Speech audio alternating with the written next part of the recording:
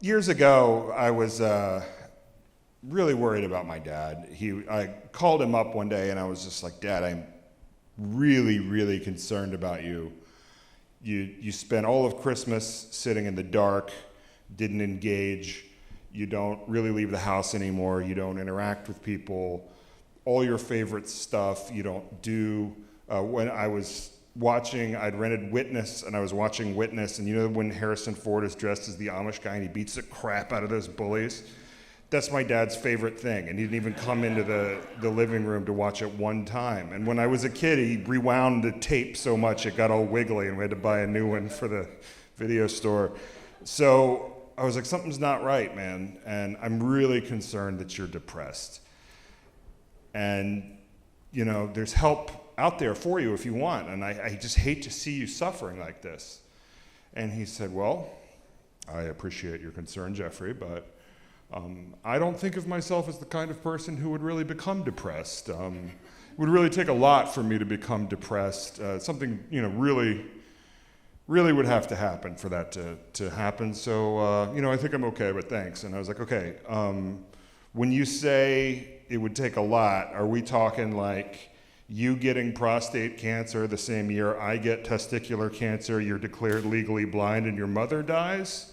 Or something truly significant above and beyond that totally normal baseline? And he said, your mother would like to speak to you now. That's how I grew up. Yeah, oh God, who among us has not wished for an aerosolized form of Lexapro to be loaded into a crop duster and just have it do like a low pass over their parents' house on a weekly basis, just so they just go outside and like, what was I worried about? You know, or like little blow darts tipped with Xanax that you could just hit them with on the holidays. But so one of the things I learned was like, just my dad is really great at a lot of things, but we're not going to talk about our feelings ever at all, if possible. And that's okay. He was so loving, and he showed it. But he could demonstrate things, but he wasn't going to he was really good with advice and guidance and stuff like that. And which was awesome, because in 2020, my wife and I started the IVF process, which I highly recommend it, let me just tell you. No, we did. We got a baby from it, which is great. But if this child was a meal, he would be an Impossible Burger. You know, it looks amazing, smells like the real thing. You know, we'll know in 18 years if it's bad for us or not. But I was hoping to get some, guidance and wisdom from my dad for parenting, because this guy was a buzzer beater, and I'm 47, my wife's 42.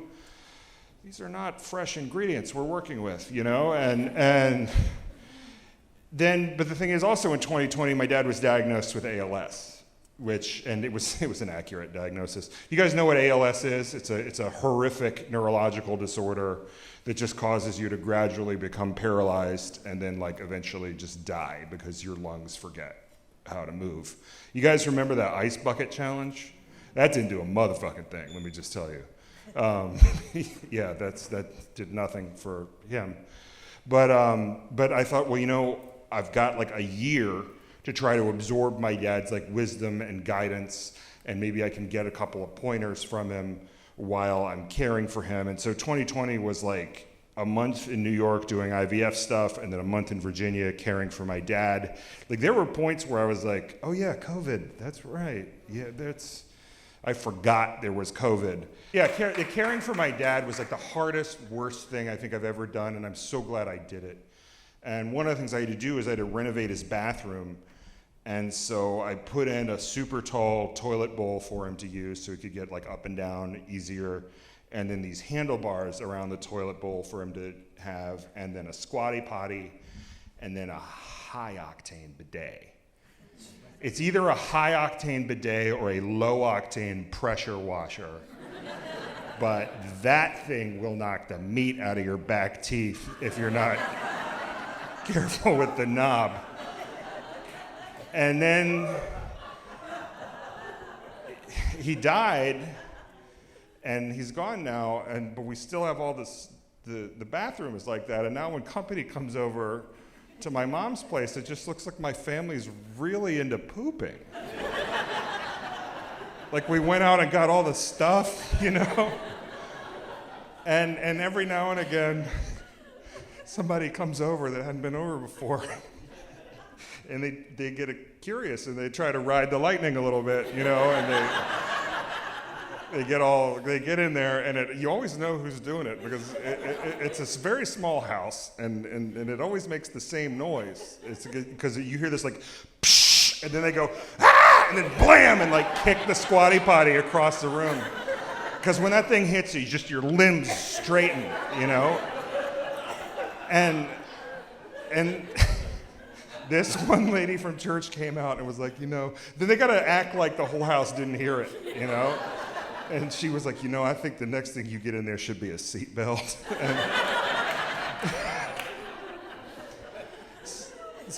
So, you know, this is a lot of back and forth, but I was really hoping to be able to absorb stuff from my dad, but like, it just steals, the ALS just steals the people that you love, like bite by bite, and it gives them a lot more to deal with than like their kids' problems. And I was hoping it would be otherwise, because like my dad was an amazing father by the significantly lower standards of the 70s and 80s.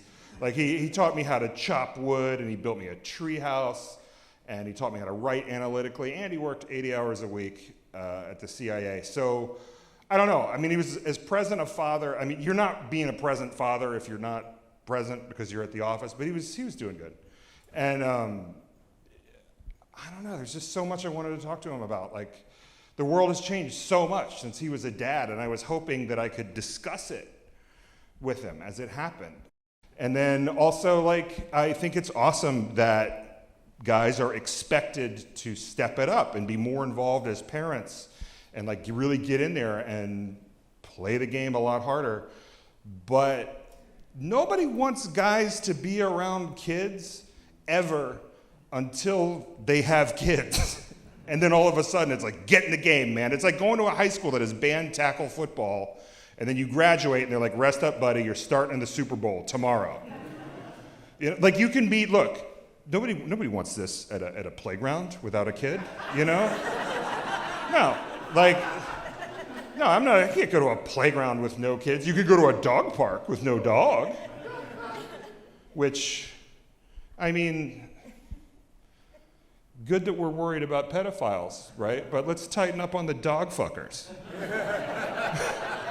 You know, those people have been slipping through the cracks for too long. Historically speaking, like women are encouraged to be babysitters or whatever from a young age, and like when my kid is ready to cut the grass, I'm there for him. But until then, I don't know. And so like historically it's been thousands of years of like, you know, fighting and digging trenches and cheating or whatever. And all of a sudden I'm supposed to just know that for a toddler's birthday you have to get a sheet cake. It's going to take a while to figure out, is, you know, what I'm saying here.